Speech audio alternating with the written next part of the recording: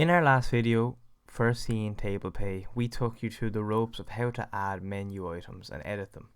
In today's episode, we're going to look at the ordering system and how customers are able to feed information to your order dashboard.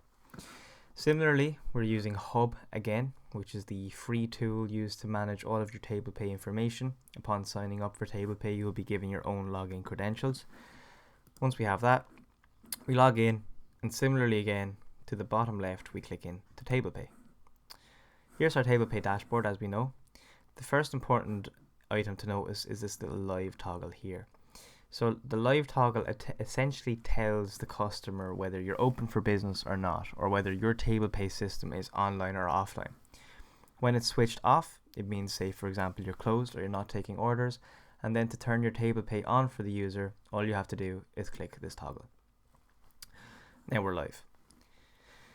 We're going to take a little detour back into the menu section momentarily and go back to our items page. So obviously again, as we've discussed in the last video, you have your categories, and then based on that you also have your subcategories. We're going to look at the spirits section here.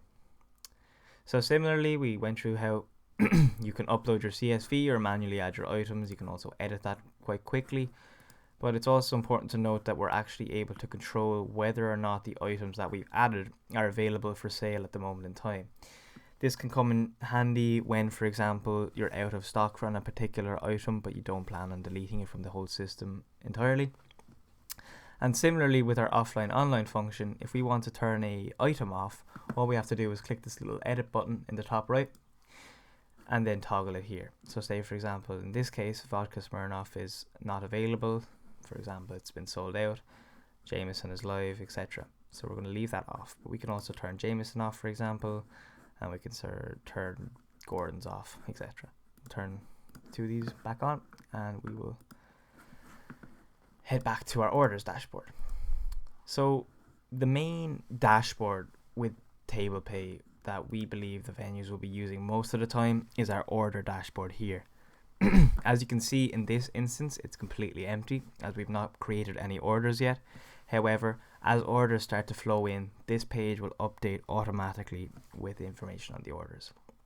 And to demonstrate that, we're going to have a look at that now.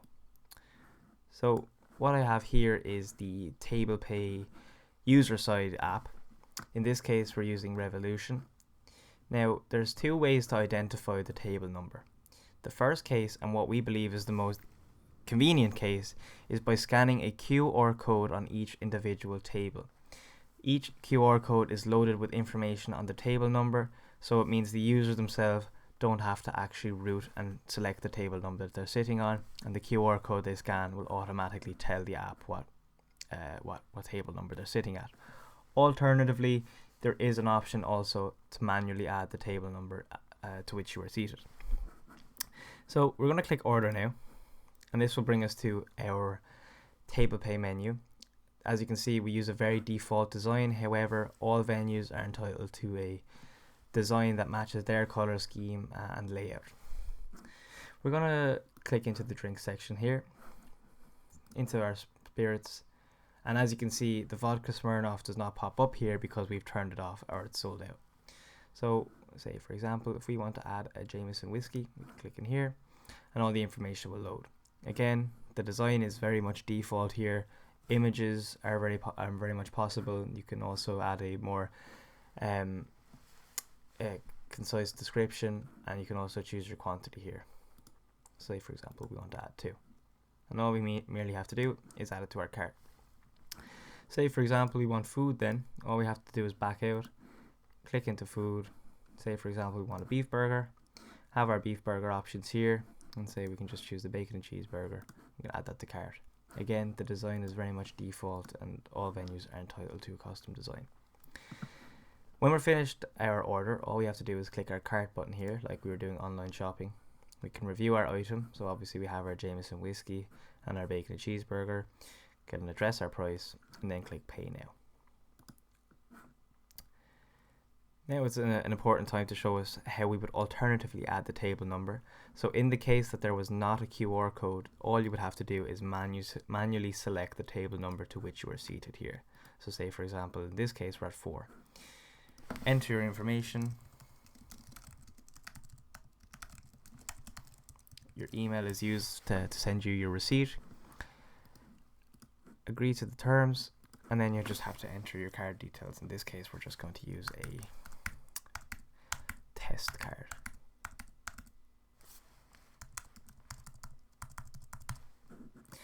And then once we have all that complete, we just click pay now,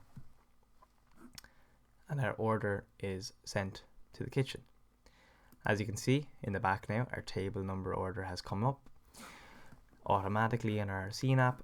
All we have to do is click in for more information, and now we have the table number, the time at which was ordered, the number of the order, and exactly what the user is looking for. There is also a field to add customization. So say for example in this case, whether the person didn't want bacon or didn't want cheese, you will be able to add that in the text field.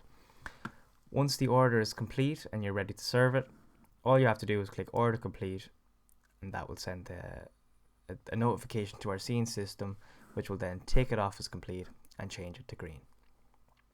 That's how to use the ordering system on Scene. As I've said, we have a lot of new design updates coming out for Tablepay, which will also influence the order dashboard and also the user side. But this is just a basic introduction as to how it works. Thank you.